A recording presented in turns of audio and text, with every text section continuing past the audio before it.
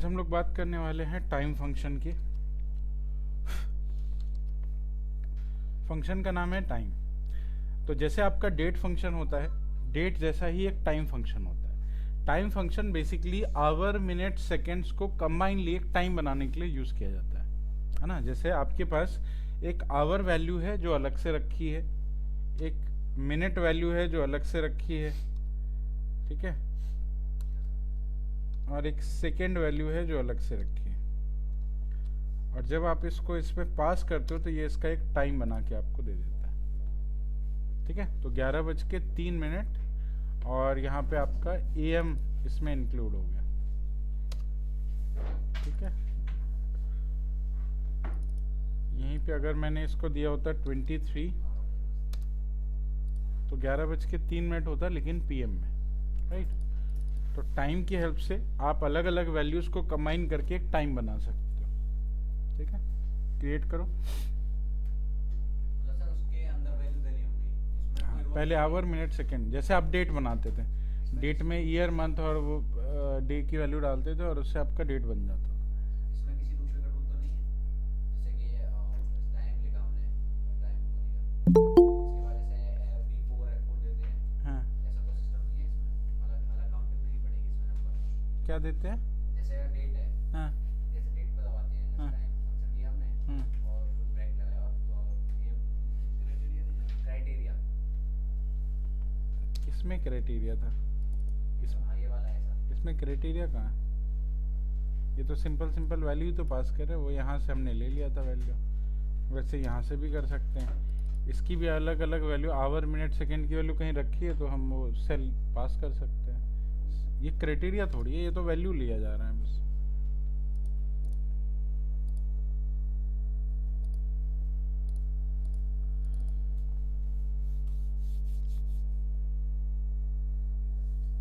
आ रही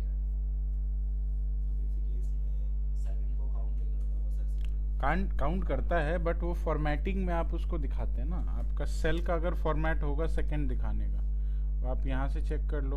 अगर आप फॉर्मेटिंग में उसको दिखाना चाहते हैं सेकंड भी, ये वाला फॉर्मेटिंग यूज़ कर लो, वो सेकंड भी दिखाएगा। आप सेल की फॉर्मेटिंग के थ्रू काम करते हैं।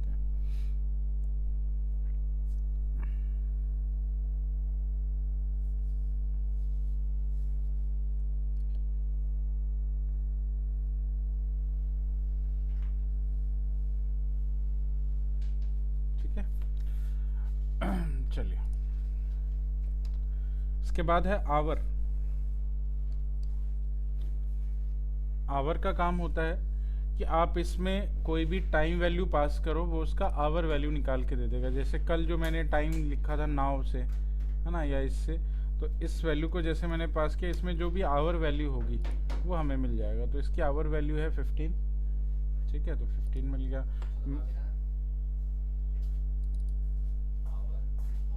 वैल्यू पास कर दी, डेट और टाइम वाली कोई वैल्यू पास कर दीजिए, उसमें से आवर मिल जाएगा।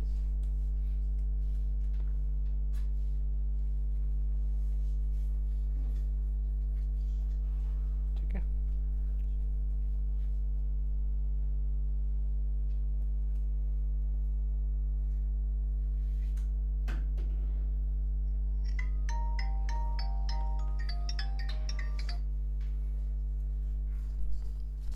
एक सेकंड होल्ड करना आपको।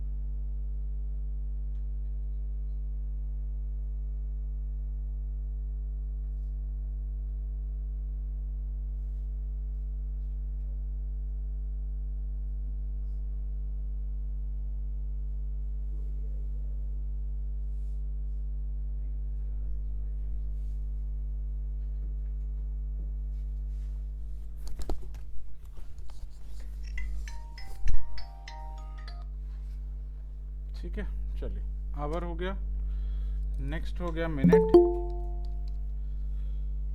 नेक्स्ट है मिनट।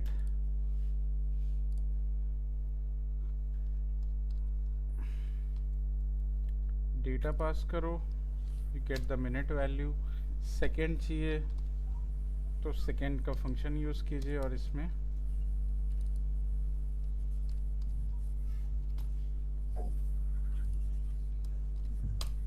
इससे आपको सेकेंड की वैल्यू मिल जाएगी। तो ये अलग अलग आपके पास फंक्शंस हैं जिससे आप टाइम का डेटा निकाल सकते हैं या टाइम क्रिएट कर सकते हैं। ठीक है, टाइम के अलग अलग पैरामीटर्स आप निकाल सकते हैं। ठीक है, नेक्स्ट है आपका ई डेट। तो इजी से फंक्शन है सारे। नेक्स्ट फंक्शन है ई डेट। ई डेट क्या करता है कि बेसिकली आप जो भी इसको डेट पास करके देते हो, इस डेट में आगे के कुछ डेट्स आपको चाहिए नेक्स्ट मंथ के या उससे नेक्स्ट मंथ के, तो मंथ का नंबर आप बता दो, वो उसी डेट के हिसाब से आगे के मंथ्स का डेट दे देगा आपको। जैसे आपने यहाँ पे दिया था 3 जनवरी का, तो आपने 3 जनवरी आपने दिया और यहाँ पे लिख दिया 2, तो 3 मार्च का डेट आपको रिटर्न करके देगा, है ना, आगे के 2 मंथ का। अगर -2 दिया तो 3 नवंबर। ठीक है,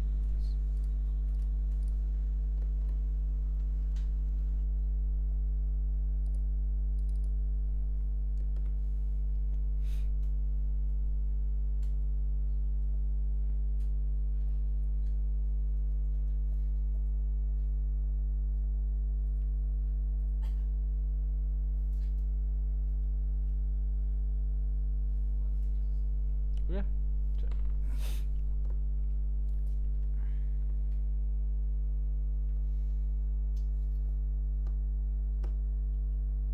और 5 साल बाद का डेट चाहिए तो क्या करें?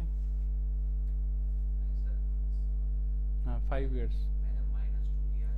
तो 30 लिख देंगे। 30 क्यों लिखे? वो 5 years हो जाएंगे ना सर। हाँ, 30 लिख देंगे तो 5 year हो जाएंगे। 60 लिखना पड़ेगा ना, 30 क्यों लिखें? Sorry 60, my bad. ठीक है, 3/1/2031। ठीक है, ओके। नेक्स्ट है वर्क डेज फंक्शन।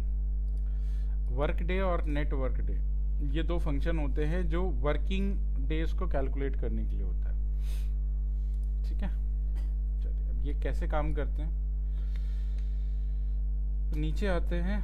अब ये काम तब करता है जब आप वर्किंग डे के बेसिस पे कोई आपको डेट निकालना हो या डेज का ड्यूरेशन निकालना हो, उस केस में यूज होता है। जैसे मान के चलो आपके पास कोई एक प्रोजेक्ट है, जो प्रोजेक्ट आज स्टार्ट किया आपने। ठीक है, तो प्रोजेक्ट की स्टार्टिंग डेट आपको बताई गई, आज आपका प्रोजेक्ट का स्टार्टिंग डे था, तो आपने यहाँ पे कंट्रोल सेमीकोलन डाल दिया, तो ये प्रोजेक्ट की स्टार्टिंग डेट है। ठीक है, आज के दिन आपको प्रोजेक्ट मिला।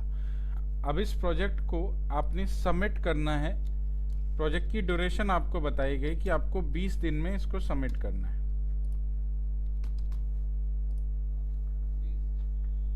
20 days, after 20 days you will have to submit the project. ठीक है, अब 20 दिन बाद कौन सा डेट होगा?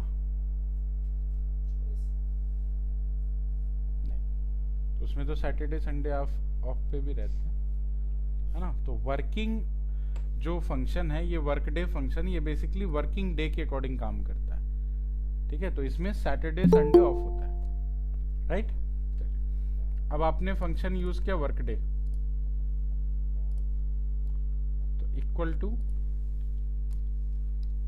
Work day. इसमें सबसे पहले आपको देना है स्टार्ट डेज, स्टार्ट डेट आपने दे दिया, फिर आपको देना है डेज। अभी हॉलीडेज नहीं है फिलहाल, और इसको मैंने डेट में कन्वर्ट किया। तो 20 दिन बाद आपका जो प्रोजेक्ट सबमिशन डेट होगा वो है 30th जनवरी 2026। 30 दिन बाद, मतलब यहाँ से ये 20 दिन बाद हुआ, लेकिन इसमें सैटरडे संडे ऑफ है आपका। हाँ, ऑफ कोर्स। ठीक है, ये एंड डेट या सबमिशन डेट ये है।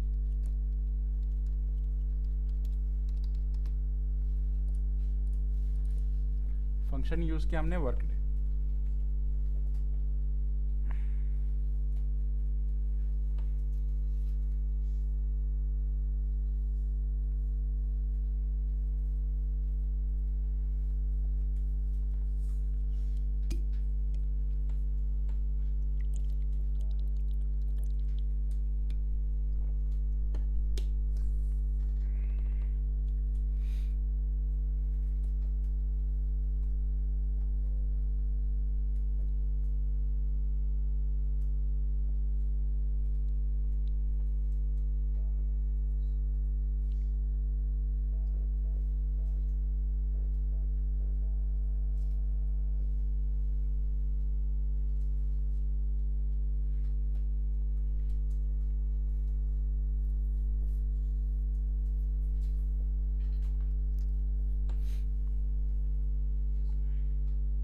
ओके,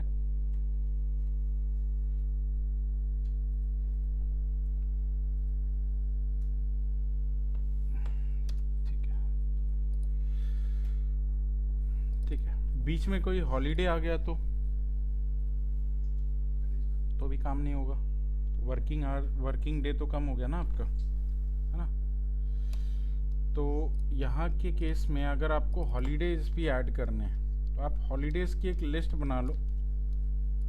जैसे हॉलीडेज मान लो 26 तारीख को हॉलीडे है,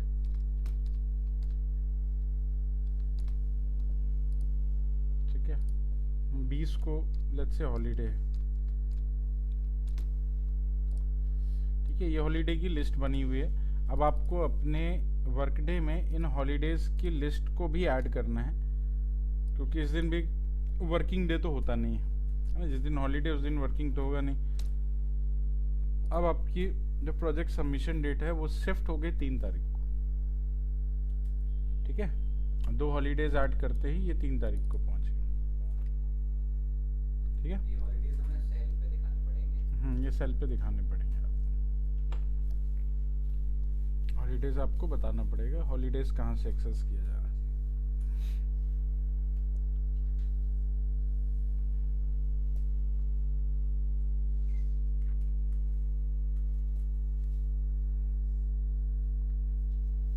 तो sir by default Saturday Sunday count होगा।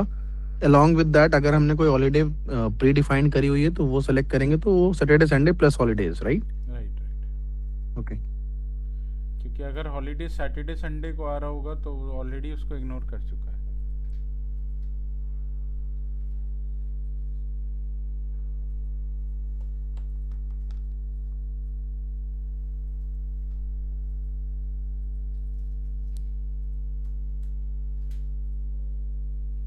ठीक है, फंक्शन ओके है। ठीक है।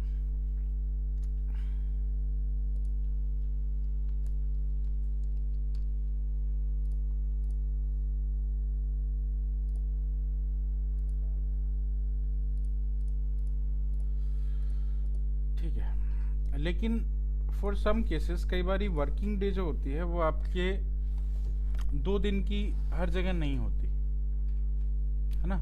कई बार एक दिन का भी हॉलीडेज होता है, कई बार वीक ऑफ निकल आता है। वीक ऑफ का मतलब वीक में किसी दिन छुट्टी होती है ना, वीकेंड पे नहीं होती। तो उसके हिसाब से अगर हमें वर्किंग डेज फाइंड आउट करनी हो तो हम लोग एक फंक्शन यूज करते हैं, work day dot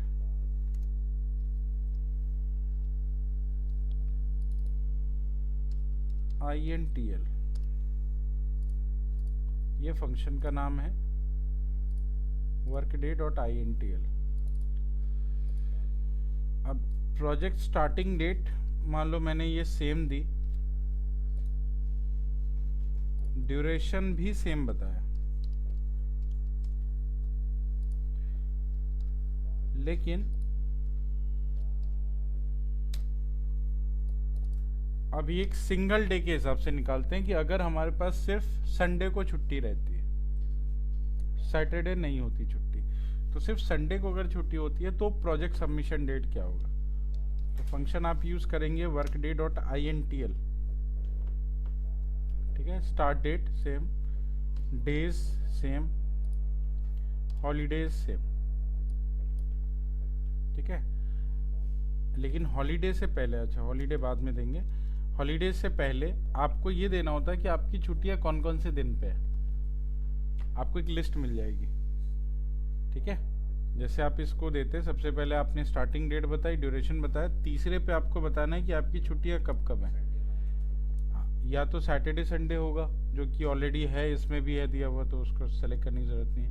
Sunday Monday, Monday Tuesday, Tuesday Wednesday, है ना। या फिर आपके पास सिर्फ एक दिन का ऑप्शन है, तो एक दिन में जैसे मेरे पास सिर्फ संडे का ही ऑप्शन है, तो आप संडे को सेलेक्ट करके टैब प्रेस करो, संडे वाला सिलेक्ट हो गया। कमा हॉलीडेज ऐड करनी है तो हॉलीडेज ऐड कर दो, एंटर किया तो प्रोजेक्ट सबमिशन डेट एक दिन के हिसाब से, सिर्फ संडे के हिसाब से देखें तो 29/1/2026 को प्रोजेक्ट सबमिट करना, ठीक है। प्रोजेक्ट वही है, मिला भी उसी दिन है, ड्यूरेशन भी वही है, बट छुट्टी एक दिन की मिलती है। ये सेलेक्ट करने वाला कहाँ से है? तीसरे नंबर पे, पहला दूसरा तीसरा नंबर जो आएगा वो अपने आप ही फ्लैश कर देगा आपको। जैसे आप वैल्यूज फिल करते रहेंगे ना, वो अपने आप ही फ्लैश कर देगा।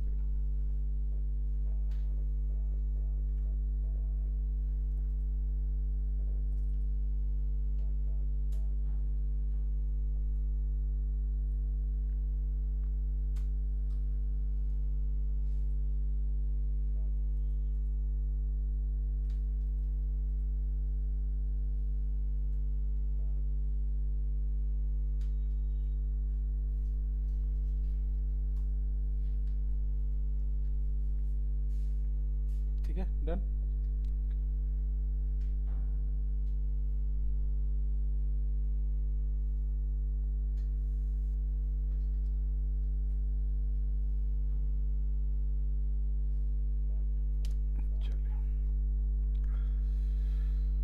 चलिए नेक्स्ट आते हैं हम लोग।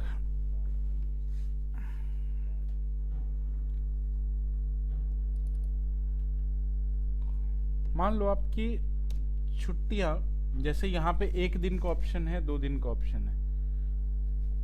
अगर आपकी छुट्टी नहीं होती है तो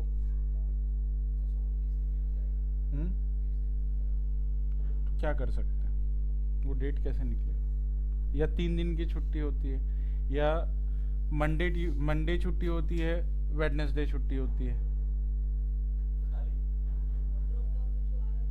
उसमें नहीं है। उसमें मैं आपको दिखाऊं तो उसमें सिर्फ आपको 3 चीज़ें मिलती हैं। एक कॉन्जिक्यूटिव डेज, जैसे Saturday Sunday, Sunday Monday, Monday Tuesday, Tuesday Wednesday, Wednesday Thursday, Thursday Friday, Friday Saturday, consecutive 2 दिन का छुट्टी है, ठीक है। या फिर Sunday only, Monday only, Tuesday Wednesday Thursday Friday Saturday, ठीक है, समझ आया।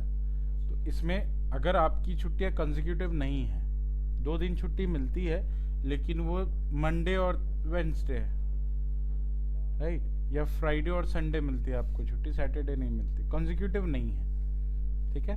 दूसरा कि आपकी अगर 3 दिन की छुट्टी होती है, 3 दिन ऑफिस जाना होता है, 3 दिन की छुट्टी होती है, ठीक है, उस तरीके से काम करना हो, या फिर छुट्टी मिलती ही नहीं है, तो एनी ऑड कंडीशंस अगर आपको यूज करने हैं तो उसके लिए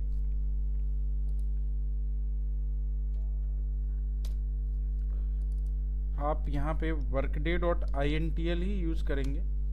अभी हम लोग जो यहाँ कंसिडर कर रहे हैं उसमें यह है कि हमें छुट्टियां मिलती ही नहीं है। अब यहाँ पे आपको एक टेक्स्ट वैल्यू ऐड करना है। अब जितने दिन होते हैं उतने जीरोस पास करने हैं।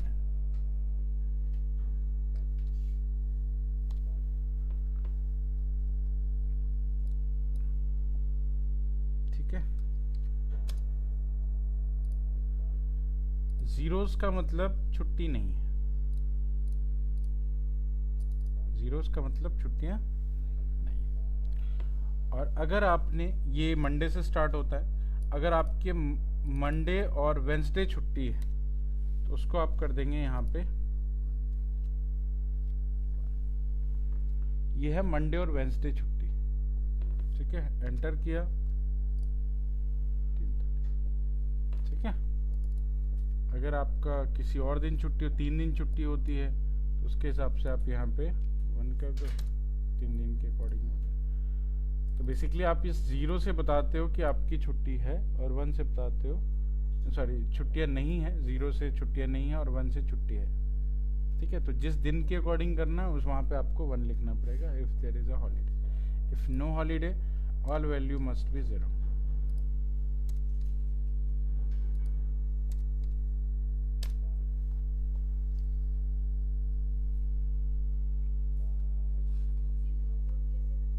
क्या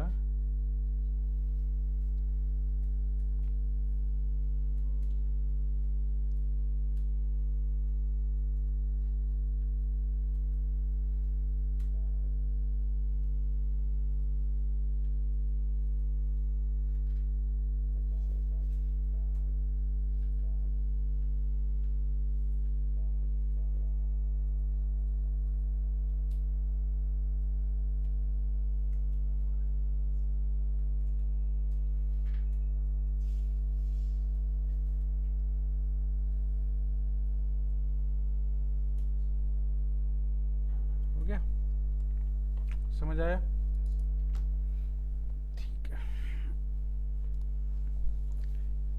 नेक्स्ट फंक्शन का नाम है नेटवर्क डे। सेम है, थोड़ा सा डिफरेंस है।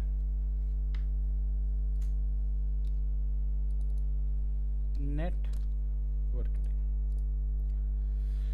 अब मान के चलो आपके पास सेम प्रोजेक्ट है, लेकिन आपको ड्यूरेशन नहीं दे रखी, ड्यूरेशन निकालनी है, सबमिशन डेट पता है। आपको 2 डेट्स पता है कि प्रोजेक्ट इतने तारीख से स्टार्ट होगी, प्रोजेक्ट इतने तारीख को ख़त्म होगी। आपको ड्यूरेशन फाइंड आउट करना है, ड्यूरेशन निकालना है। तो मान लो आपके पास आज का प्रोजेक्ट डेट है और आपको 15 फरवरी को ये प्रोजेक्ट सबमिट करना है।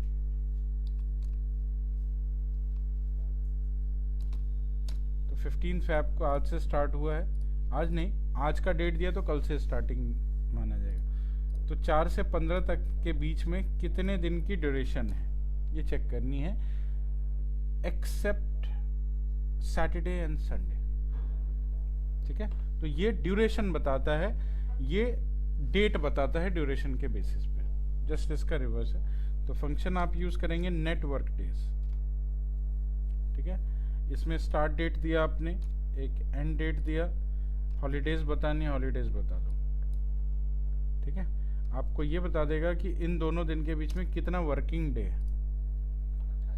टोटल वर्किंग डेज हैं 28। समझाई? तो ये आपको ड्यूरेशंस बताता है। इसमें ऑलरेडी ड्यूरेशन पता होता है, तो ये आपको डेट बता देता है। ठीक है, फंक्शन का नाम है नेटवर्क डेज।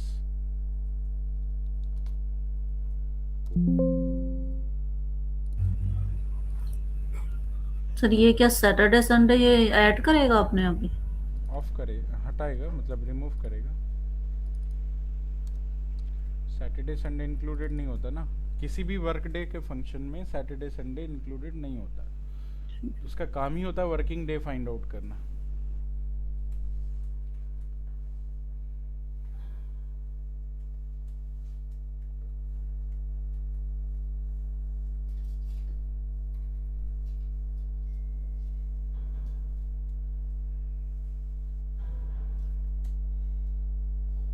अगर हम चाहते हैं सैटरडे संडे भी काउंट करें तो इन दैट केस तो उसके लिए INTL अभी तो बताया था ऊपर, जैसे नेटवर्क डेज डॉट INTL होता है वैसे ही। Okay okay.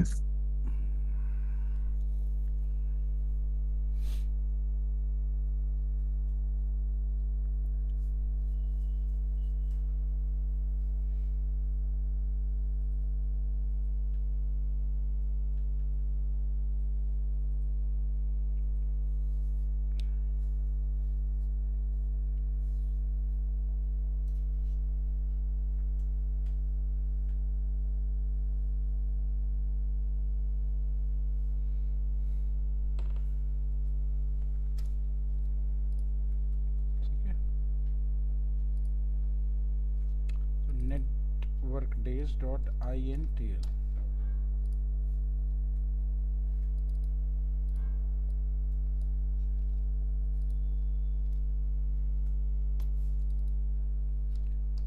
operation equal to network days dot intl start date end date, और सिंपली आप इसमें से सिलेक्शन करोगे कौन से दिन आपका ऑफ है। संडे ओनली, हॉलीडेज ऐड करनी है आप कर सकते हैं।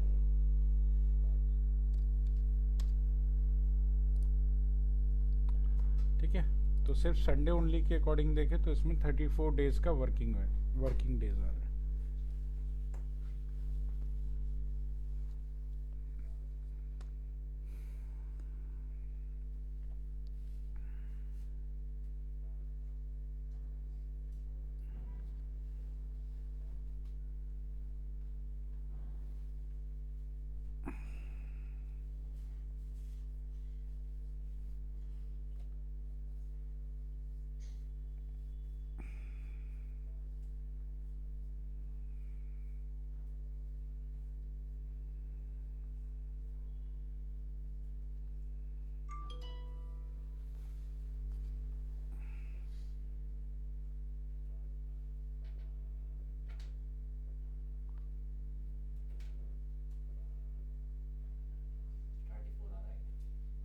है 34 आ रहा है। ठीक है, समझ आ गया, फंक्शन डन। ओके, चलिए, तो वर्क डे फंक्शन आपके कंप्लीट हो गए। अब कुछ कैलकुलेशंस है, जैसे आपके पास कोई डेट है ना, डेट की जो वैल्यू है, आज लेट्स से मेरे पास ये करंट डेट है और करंट डेट की वैल्यू है 4 तारीख, और मुझे कुछ डे मिले 10, और मैंने क्या किया, इन दोनों पे प्लस लगा दिया, तो क्या ये इस पे प्लस काम करेगा? 4 और एक 4 जनवरी 2026 पे मैंने अगर +10 कर दिया तो क्या ये मुझे नेक्स्ट डेट देगा? ऑफ कोर्स देगा, है ना। 10 वैल्यू इसके डेट में ऐड हो गई। ठीक है, मतलब आप प्लस माइनस ऑपरेशन जो है वो डेट पे अप्लाई कर सकते हैं। ठीक है, सिंपली हमने दो वैल्यूज को, एक जिसमें कि एक डेट था और एक वैल्यू थी, सिंपली। तो आप डेट पे सिंपली ये वाले ऑपरेशन चला सकते हैं।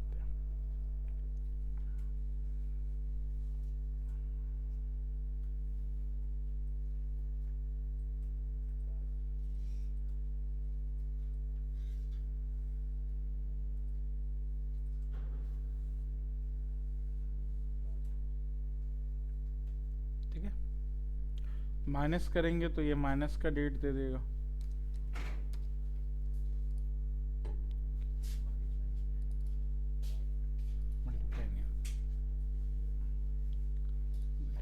करेंगे भी तो ये दे तो रहा है, लेकिन क्योंकि नंबर ही है ना, ये अल्टीमेटली एक नंबर है, तो नंबर के साथ नंबर ही मल्टीप्लाई होगा तो दे तो देगा, कोई दिक्कत नहीं।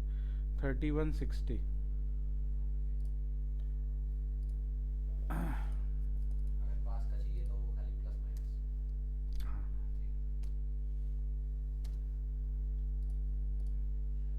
ठीक है, चलिए। अच्छा, क्या यही सेम चीज़ टाइम पे भी एप्लीकेबल है? जैसे मैंने बोला कि मेरे पास टाइम है अभी का, कंट्रोल शिफ्ट सेमीकलन, ठीक है, ये टाइम है, और मुझे 10 घंटे के बाद का टाइम चाहिए, तो क्या ये सेम चीज़ यहाँ एप्लीकेबल है? क्या इसमें प्लस अप्लाई हो सकता है? आपने प्लस किया भी, लेकिन इसने सेम टाइम ही रिटर्न कर दिया, है ना। इसमें अगर मैं 5 भी लिखूं तो भी इसमें कोई चेंजेस नहीं आ रहा, राइट। मतलब ये है कि आप अपने टाइम के साथ ये सेम ऑपरेशन नहीं कर सकते। जैसे अब क्या है कि मेरे पास टाइम है, मुझे 5 घंटे बाद का टाइम चाहिए, तो मुझे कैसे मिलेगा?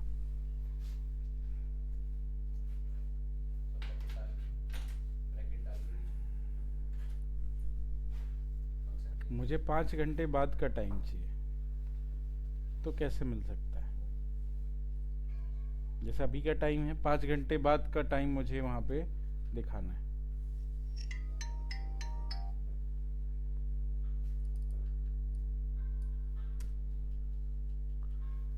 तो मैं एक फंक्शन यूज़ करूँगा टाइम, जो ऑलरेडी आपने यूज़ किया हुआ है।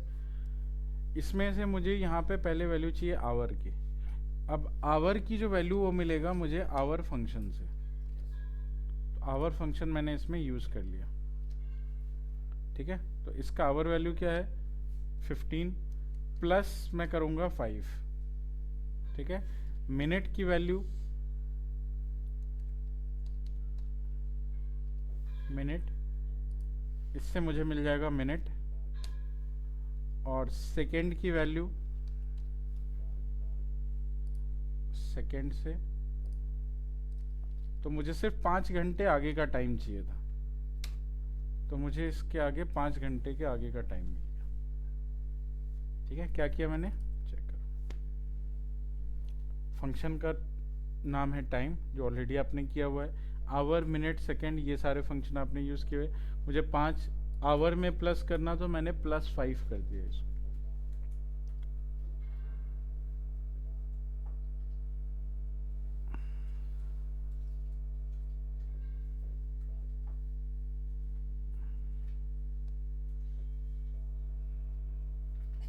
सर इसमें ये कमांड हम यूज कर सकते हैं, फॉर एग्जांपल मिनट 60 होते हैं, हमने 67 लिख दिया, तो वो समझ जाएगा कि 1 आवर 7 मिनट्स है। नहीं, ओके, तो वो 60 तक ही का काउंट लेगा।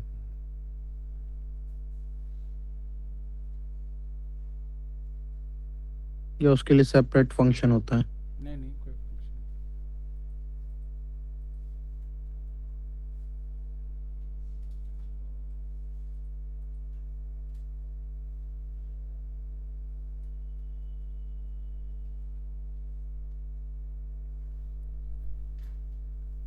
तो किसी टाइम में सर अगर मुझे 73 मिनट्स ऐड करने हैं तो फिर कैसे करेंगे उस केस में? नहीं, मिनट तो ऐड हो जाएगा, यहाँ पे आप कर सकते हैं मिनट ऐड। वो आवर में ले लेगा, वो इसमें तो वो ले आवर में ले लेगा, राइट? हाँ, ले लेगा ना। ओके।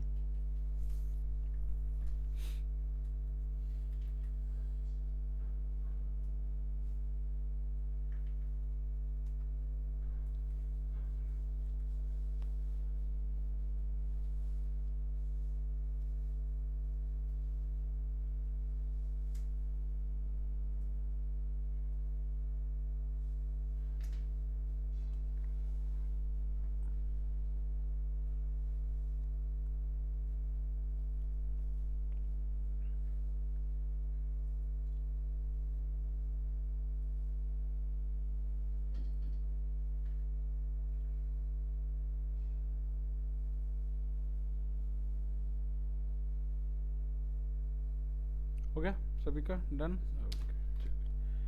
ठीक है, समझ आ गया। तो ये सारे आपके डेट एंड टाइम के फंक्शंस हैं। तो सारे फंक्शंस हमारे हो चुके हैं, जो डेट एंड टाइम और text function, database function, maths के फंक्शन हमने किए। ठीक है, आगे आज हम लोग बात करने वाले हैं लुकअप फंक्शंस की। फंक्शन का नाम है लुकअप फंक्शंस।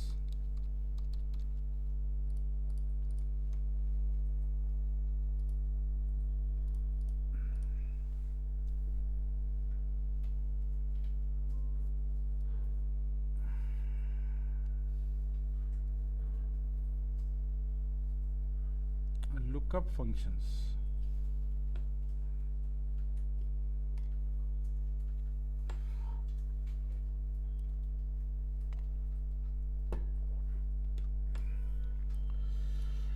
लुकअप फंक्शन क्या होते हैं? तो लुकअप फंक्शन बेसिकली एक ऐसा फंक्शन है जिसमें कि आप किसी डेटा को ढूंढते हैं, सर्च करते हैं, और उस सर्च के बेस पे आप उसकी कॉरस्पॉन्डिंग डिटेल निकालते हैं। जैसे मान लो आप फ़ोन यूज़ करते हैं, तो फ़ोन में आपके पास कई सारे कॉन्टैक्ट नंबर सेव होंगे। कॉन्टैक्ट नंबर किसी का भी याद नहीं है ना। आपको कॉन्टैक्ट नंबर के साथ में आप नाम लिखते हैं कि ये इसका कॉन्टैक्ट नंबर है। तो आप सर्चिंग करते हैं तो कॉन्टैक्ट नंबर से करते हैं या फिर नाम से करते हैं? नाम से करते हैं। तो जब आप नाम से ढूंढते हैं, अगर वो नाम मिल गया तो उसकी करस्पॉन्डिंग डिटेल्स, जिसमें कि उसका फ़ोन नंबर हो गया या उसके कॉल लॉग्स हो गए, वो सब कुछ आपको मिल जाता है। ठीक है, कि कितनी देर इससे पहले भी कभी बात हुई है या नहीं हुई है, कितनी देर बात हुई, कौन सी तारीख को हुई, वो सारी डिटेल आपको मिलती है। तो वही सेम चीज़ है यहाँ पे लुकअप। लुकअप का मतलब आपके डेटा सेट में से किसी पर्टिकुलर पर्सन की या किसी पर्टिकुलर चीज़ की, प्रोडक्ट की कोई इन्फॉर्मेशन चाहिए, तो उससे रिलेटेड जितने करस्पॉन्डिंग डिटेल होंगे वो सारे डिटेल हमें उस टेबल से मिल जाएंगे। ठीक है, उसके लिए आप यूज़ करेंगे लुकअप फंक्शंस। ठीक है, तो लुकअप फंक्शन के लिए मैं एक डेटा आपको देता हूँ।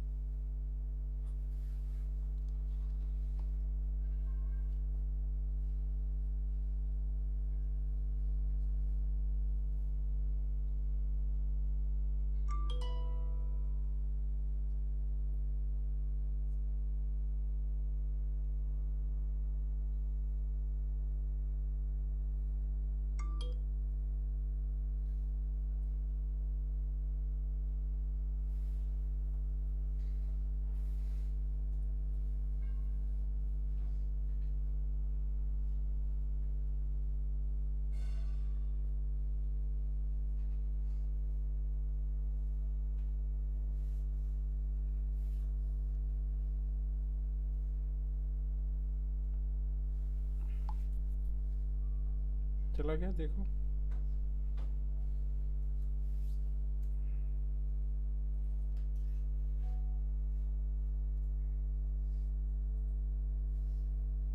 ठीक है।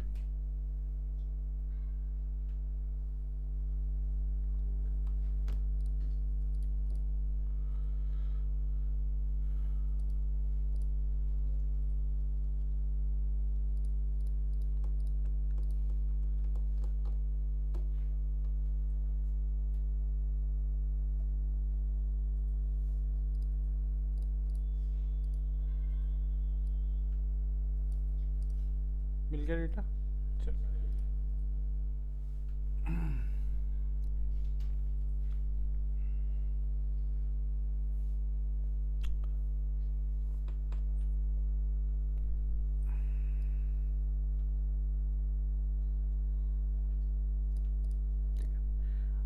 अब आते हैं फंक्शंस पे। कौन कौन से फंक्शंस लुकअप में हम लोग यूज़ करते हैं। मैं यहाँ फंक्शन के नाम लिख देता हूँ। लुकअप फंक्शंस में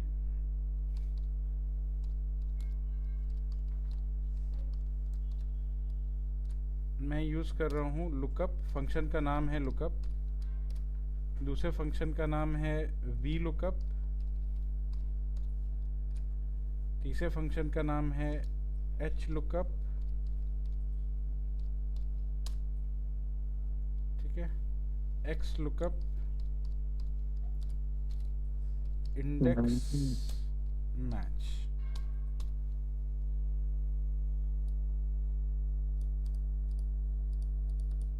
ये सभी अलग अलग लुकअप फंक्शंस हैं जो हम लोग यूज़ कर सकते हैं।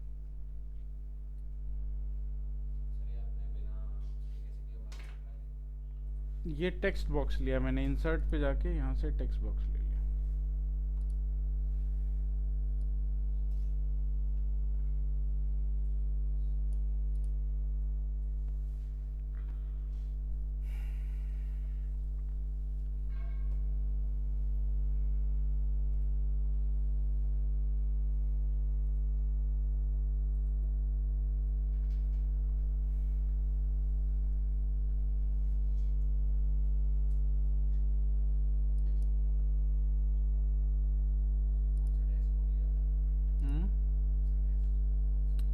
यहाँ इंसर्ट पे यहाँ आता है।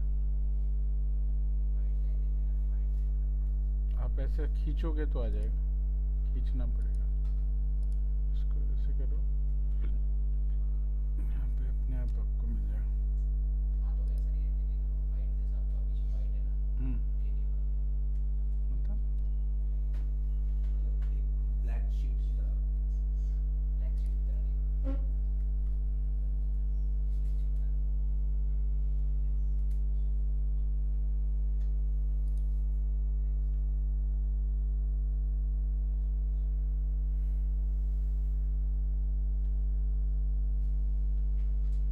हो गया? ठीक है।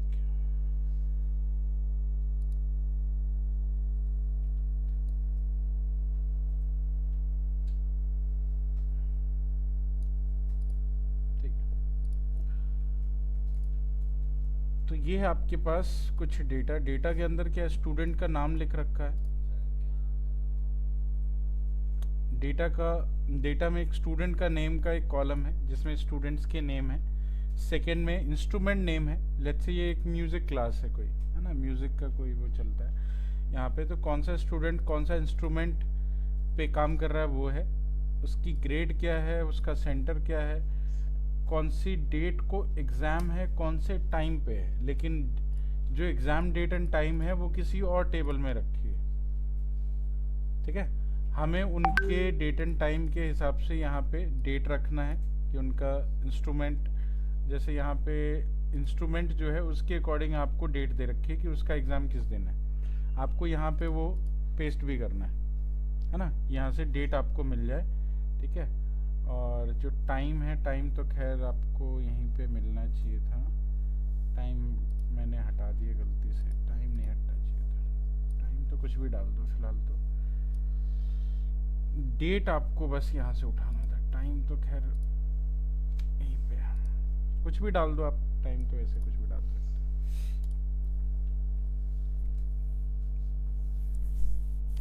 ठीक है। अब ये एक डेट का कॉलम खाली है। तो डेट का कॉलम खाली है, इसका मतलब कि आपको डेट इस वाले टेबल से लेकर के यहाँ पे आना है, यहाँ पे वो डेट लेके आना है। अब अगर ब्रिस्टल आपकी इंस्ट्रूमेंट का नाम है, एग्जाम सेंटर अगर ब्रिस्टल है तो ब्रिस्टल के आगे आपको यहाँ पे जो भी उसका एग्जाम डेट होगा वो यहाँ पे रखना है, लेकिन आपको कॉपी पेस्ट नहीं करना, फंक्शन की हेल्प से चाहिए। ठीक है, चलिए तो सबसे पहले समझते हैं लुकअप फंक्शन यूज कैसे होता है। लुकअप फंक्शन यूज करने के लिए मान लो सबसे पहले एक कोई डिटेल आपको दी गई है पहले से, जैसे इस पूरे डेटा में स्टूडेंट का नाम, instrument, grade, centre, date and time, है ना, ये कुछ डिटेल्स हैं। अब इसमें से आपको कोई डिटेल दी गई है, आइदर स्टूडेंट नेम आपकी कोई लेट से डिटेल होगी या इंस्ट्रूमेंट का नाम आपका डिटेल होगा, कोई भी डिटेल हो सकती है आपके पास, उसके करस्पॉन्डिंग आपको बाकी की डिटेल्स निकालनी है ना। जैसे फ्लूट है तो फ्लूट जो है फ्लूट नहीं, मान लो ये डेविड है, ये डेविड आपके पास एक डिटेल है और डेविड का आपको ये चेक करना है कि वो कौन से इंस्ट्रूमेंट को प्ले करता है ना, कौन सा इंस्ट्रूमेंट बजाता है बेसिकली, तो वो इंस्ट्रूमेंट का नाम मुझे चाहिए। ठीक है, अगर विलियम है तो वो कौन सा इंस्ट्रूमेंट बजाता है उसका नाम चाहिए मुझे। ठीक है, अब डेटा वैसे तो अभी देखने में छोटा है, ये डेटा काफ़ी बड़ा भी हो सकता है, राइट, तो वहाँ पे आप मैनुअली नहीं कर सकते, उसके लिए आपको फंक्शन का यूज़ करना पड़ेगा। जैसे मैंने यहाँ पे लिया स्टूडेंट का नेम और मुझे उसकी स्टूडेंट का नेम और मुझे इंस्ट्रूमेंट का नाम चेक करना है, इंस्ट्रूमेंट कौन सा है उसका।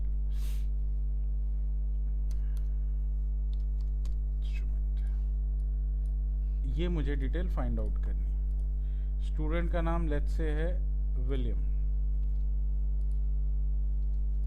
और मुझे इसका इंस्ट्रूमेंट चेक करना है, तो मैंने यूज किया इक्वल टू, पहला फंक्शन देखते हैं lookup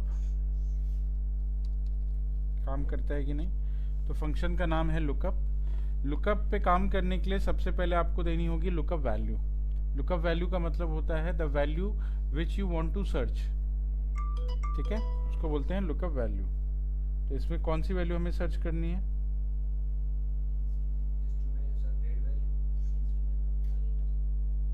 lookup value, this is lookup value, इसको सर्च करना है ना। लुकअप वैल्यू तो ये है आपकी, ठीक है, ठीक। कमा लुकअप वेक्टर, लुकअप वेक्टर का मतलब इसको ढूंढना कहाँ पे है, तो इसको ढूंढना है इसमें। लुकअप वेक्टर का मतलब होता है वो कॉलम जिस कॉलम में उसको ढूंढना है, ठीक है, तो इसमें ढूंढा जाएगा। उसके बाद है रिजल्ट वेक्टर, आपको रिजल्ट कौन सी कहाँ से चाहिए, तो रिजल्ट चाहिए आपको, ठीक है। तो सबसे पहला आता है lookup value, the value you want to search. Second, ये वैल्यू आपको मिलेगी कहाँ पे, तो लुकअप वेक्टर, आपको वेक्टर पास करनी है। और तीसरा रिजल्ट वेक्टर, जहाँ पे आपको रिजल्ट मिलेगा, ठीक है। एंटर करेंगे तो इसने आपको दे दिया ड्रम्स, ठीक है, मतलब ये जो बंदा है ये इसका इंस्ट्रूमेंट है ड्रम्स। चेक करो,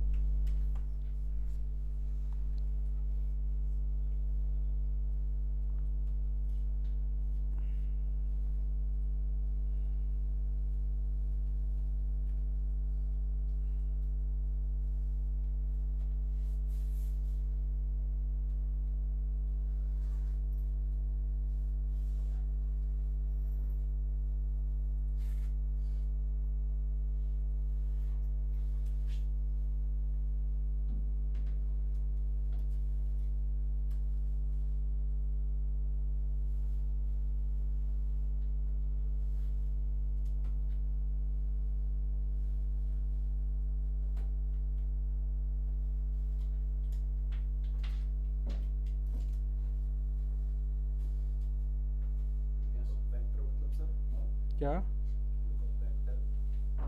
लुकअप वेक्टर का मतलब जहाँ से जहाँ तक में आपको लुकअप करना है, ये वाला कॉलम।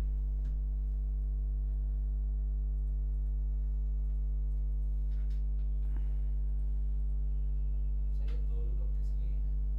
हाँ, दो लुकअप किस लिए हैं? दो लुकअप फंक्शन एक में एरे पास किया जाता है, दूसरे में सिर्फ वेक्टर पास किया जाता है। एरे का मतलब होता है पूरा डेटा।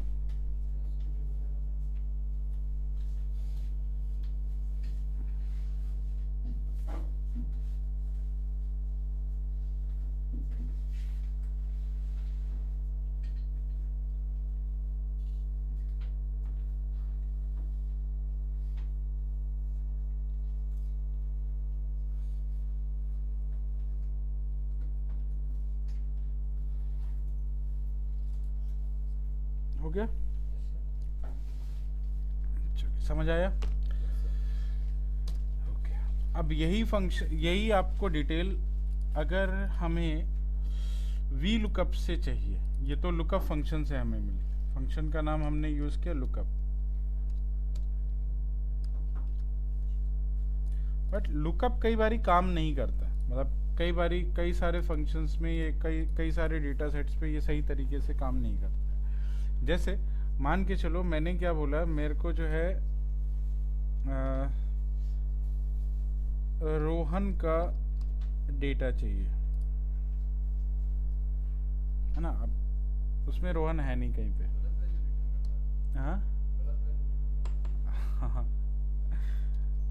फंक्शन यूज किया लुकअप। लुकअप वैल्यू ये है आपकी, लुकअप एरे ये है आपका, ठीक है। इसको आप F4 कर दो, क्योंकि वेक्टर तो चेंज नहीं होगा, और रिजल्ट वेक्टर में आपने इसको दे दिया, इसको भी आप F4 कर दो, एब्सोल्यूट कर दिया मैंने। एंटर किया, इसने रोहन का आउटपुट बता दिया। मतलब सर अगर F4 ना करें तो ये चेंज कर देगा डाटा? अगर मैं ड्रैग करूंगा फॉर्मूला को तो हाँ, ड्रैग F4 करना पड़ेगा। F4 करते हैं तो फिर ड्रैग करने पे चेंज नहीं होता। डेटा में तो रोहन है नहीं, फिर इसने आउटपुट कहाँ से दिया? तो R नाम से कोई दिख रहा है?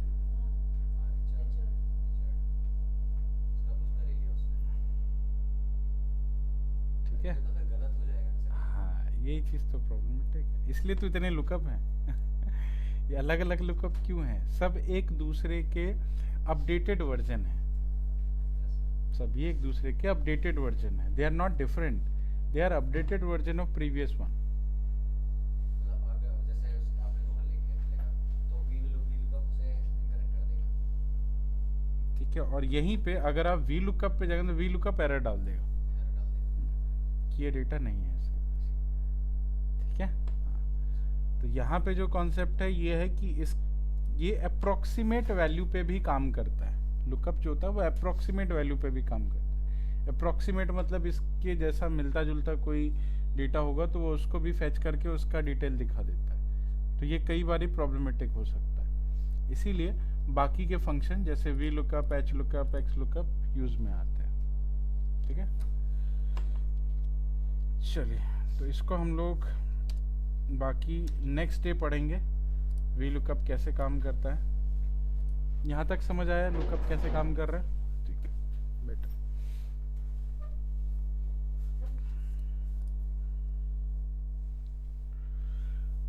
इसको कंटिन्यू करते हैं नेक्स्ट क्लास में।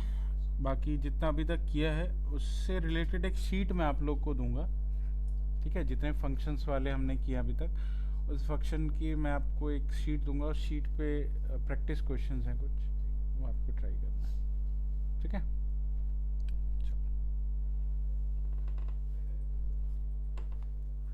Okay, thank you, sir.